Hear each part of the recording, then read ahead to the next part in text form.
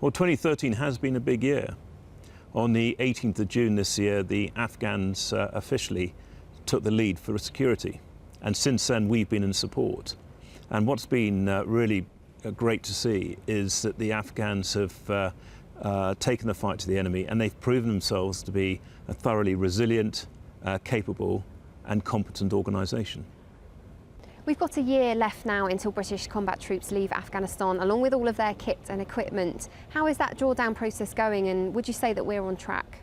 Well, transition, first of all, is a real sign of success. Redeployment, drawdown is going well, it's on track.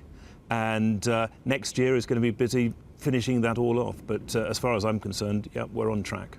With the Afghan National Security Forces now in the lead, they're suffering even more of their own casualties and injuries. Would you say that we've left them to it a little bit too early? No commander likes to take casualties, and the Afghan commanders are exactly like that. They don't like taking casualties, and that's why they're putting so much work into for first aid, into medical training, into IED awareness and counter-IED, and also trying to improve low-level leadership. Because a lot of this is about professionalising the force. That's one of the best ways to reduce casualties. What would you say the ANSF still need to work on, in this next year before combat operations draw down? At the higher levels within the ministries, they would need to work on things like programming and planning and budgeting.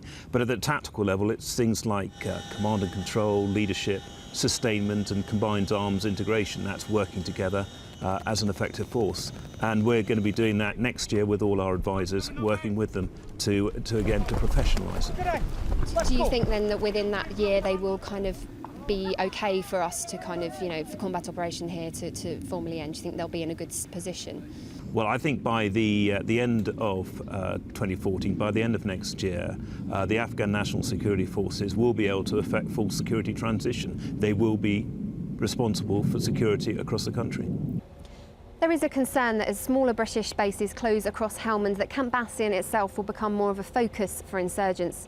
How do you balance the need for the drawdown of troop numbers whilst ensuring that those who are still here are kept safe? Well, force protection is clearly one of our priorities, absolute key priority. And we continue to review the measures that are in place all the time. And of course, during the drawdown, we will review which equipment is sent back and which kit we need to maintain right through to the end. Let's now talk about Karga, the Afghan National Army Officers Academy based here in Kabul. That's going to be the UK's only sort of commitment to Afghanistan post the end of combat operations in 2014. What do you hope that is going to sort of achieve for the ANA? It's not going to be the only one, it's going to be the main one. What better legacy do you think it could be than us helping train the future leaders of the Afghan National Army? I mean, fantastic legacy, and working closely with mentors from Australia, New Zealand, Norway and Denmark. And together we hope to provide a first-class facility where the young leaders, the future leaders of the Afghan National Army can be trained. Finally, General, when we look back at Op Herrick in years to come, how do you think history is going to judge this campaign? I think it's a little early to reflect on the campaign, but I think what these last 12 years have shown us and demonstrated so much is how lucky we are with the soldiers, sailors and airmen that we have in our armed forces. I mean, this campaign, they've displayed all those key military attributes and personal characteristics that are so important in the military, and that's fitness, mental robustness, courage, determination, will to win, humility, forbearance, patience, and a lot of a sense of humour as well. So I think that's one of the things that I take forward from this campaign, is how lucky we are with our soldiers, sailors and airmen.